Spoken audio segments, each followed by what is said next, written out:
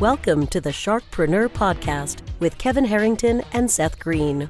Kevin Harrington is the inventor of the infomercial, one of the original sharks from the hit TV show Shark Tank, and has generated over $5 billion in TV and digital direct response sales. Seth Greene is the world's first trusted authority on cutting-edge direct response marketing, a best-selling author, and the only 3-time Marketer of the Year nominee. On the podcast, Kevin and Seth interview Sharkpreneurs who share straight talk on what it takes to explode your business. 49 faces looked to him in triumph. Over the last 12 months, they had each taken turns and promoted his business for a week at a time, driving over $987,342 in revenue. What if you had a network of 50 centers of influence who promoted your business every week for a year? Grab your copy of the #1 Amazon best-selling book, The Ultimate Guide to Growing Your Business with a Podcast, at 33% off the Amazon price by going to ultimatepodcastbook.com. Again, that website for 33% off the Amazon price is ultimatepodcastbook.com. Welcome to the podcast. This is your host, Seth Greene. Today, I've got the good fortune to be with Zach Tsakiris from FastWill.com. Zach, thanks so much for joining us. Hi, Seth. Thanks for having me on the show. Our pleasure. So tell everybody what FastWill is. So FastWill is a digital estate planning platform. People can come to our site and create wills, create trusts, notarize their documents, meet with attorneys. We also have a platform for financial advisors and insurance brokers to provide wills and trusts to their clients, manage portfolios, a few cool things on that end. So we're an estate planning platform where users can come and get some quick and easy estate planning done. Awesome. Well, let's go back in time a little bit. How did you get started?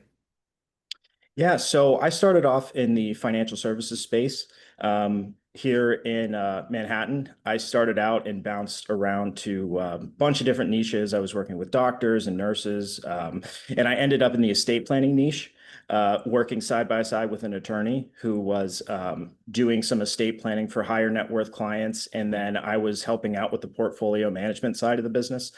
And what I noticed was with a lot of clients is they were getting referred to attorneys that had fairly high hourly rates, just because oftentimes those are the type of attorneys that partner with a lot of RIAs and financial firms. And a lot of people that were sort of mid-tier clients were just paying way too much for basic estate planning documents. And especially here in New York, right? I mean, it can be $1,200, $800, $2,500 for a basic will, a lot more for a trust. So I saw an opening for a quick and easy solution to help people cut a lot of cost on that and stay home as well. I think a lot of people kind of have a bad association with driving out to meet with an attorney. Much easier just to kind of be able to be on the couch, be in your bed, and just knock it out in 15 minutes. So that's kind of the short version. So if you're an online estate planning platform and you started out as a financial advisor, did you go off on a tangent and go to law school and pass the bar? Or are there other lawyers that work at the firm? How does that work? No, I didn't. I considered law school for a long time, but no, I didn't. We have a partner, Seth Greene. He's one of our partners in the business. He has a large estate planning law firm here in Long Island. So he worked on that side of the business. And then one of our other partners, Vincent Wong, he has a big history in the enterprise tech sales. So he runs our engineering. So that was sort of the 3 pillars we needed to start this business, is sort of the financial side, the legal side, and the tech side. So I think we've done a good job of putting all those pieces together. Awesome. How have you grown FastWill? How have you gotten the word out? Yeah, so it started out really just through word of mouth and talking through existing clients. We then really pushed hard on our B2B side of things. I had some relationships with a lot of RIAs and insurance firms here in New York. So we built out that SaaS platform, started doing a lot of white label work. And then we switched over to the B2C side. We started selling our wills and trust. When we started off, we only had a single and couple will package, just pretty much a landing page. And since then, we've added a bunch of cool features, revocable living trusts, attorney support. We also have a program where people can meet with financial advisors. So we really just focused on our product, kept expanding, kept including the features, and then that B2C volume really come. And that B2B and B2C business really work with each other because our B2C product improves. And I think the advisors and agents really like that, like licensing our software and using it on their clients. Yeah, that sounds like an absolutely fascinating distribution model. If you're an online platform, then are you competing with something like a LegalZoom? LegalZoom is definitely a competitor. We have other competitors as well. I mean, in terms of LegalZoom, really the core business is sort of their business platform, LLCs, S corps, stuff like that, registered agents. So we do have competitors. I think the reason that we've really been able to grow so quickly is just I think convenience is a big part of it. We have remote notarization, which allows people to sign and notarize their documents from home, which I think is big. I also think just the convenience and the speed. We do everything we can to make our system as easy as possible. You can really go at your own pace. We try and put a lot of information out there to explain some of these complex terms, what an executor is, what a beneficiary is. So we really just focus on our product, try and be as easy and convenient as possible. And that's how we stand out. That makes a lot of sense. I don't know if it's public information. How many folks have, been on the platform? So we have over 10,000 people that have been on the platform for the wills and trusts. And then we have about 250 financial advisors using our platform too with that SaaS solution. So that's sort of the balance right now. We're scaling up very quickly. We've having a lot of success with paid ads and stuff like that. So we've just recently started to increase our budget, scale that side of the business. So it's been very cool. Well, that's incredible. Congratulations. Thank you. With all the success you've achieved, what's your biggest challenge now?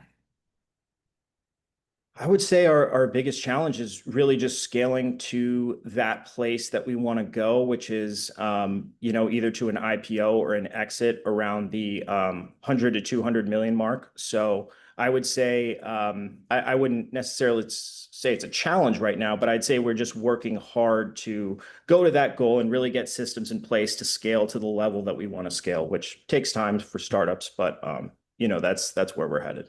Makes a lot of sense. Your passion is obvious. What do you like to do best about what you're doing? Well, I've always wanted to run a business. I've always kind of been an entrepreneur ever since, I was a kid. I was the kid painting addresses on the curbs in my neighborhood and stuff like that. So I've really always wanted to have a business. I think the estate planning niche, it is definitely a very sort of niche thing. Like, how did you get into online wills and trusts? It was a pretty smooth transition for me, just based off the work I was doing in financial services.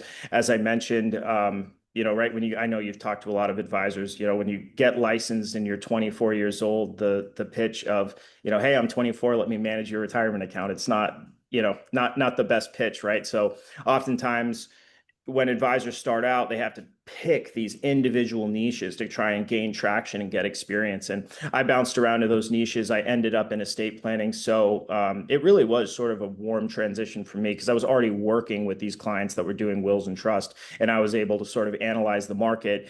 And I saw a lot more demand than supply in that market. And when I looked out at the competition, I knew we could do better. So it's really as simple as that. Well, that's awesome. Congratulations. For our folks who are watching and listening and want to learn more, where is the best place for them to go? So you can go to fastwill.com, just FastWill. You'll see our site there. It has lots of information. We also have a Learn Center with over 250 articles on everything from elder law, estate taxes, the probate process. So lots of information on there. We also have a section of our site for professionals. So advisors and agents can read more about what exactly our software does, all the benefits, how it can help you bring on clients, different upsells, gain commissions, stuff like that. So fastwill.com. We also have a LinkedIn page and Instagram, all those social media profiles. So yeah, anywhere, any one of those. Awesome. Well, this has been Seth Greene with Zach from fastwill.com. Zach, thanks again for joining us. Thanks again, Seth. It was really fun. Thanks everybody for watching or listening, and we'll talk to you or see you next time. Why do so many businesses struggle while others seem to explode overnight? Do you wish you had the secret to this type of exponential growth?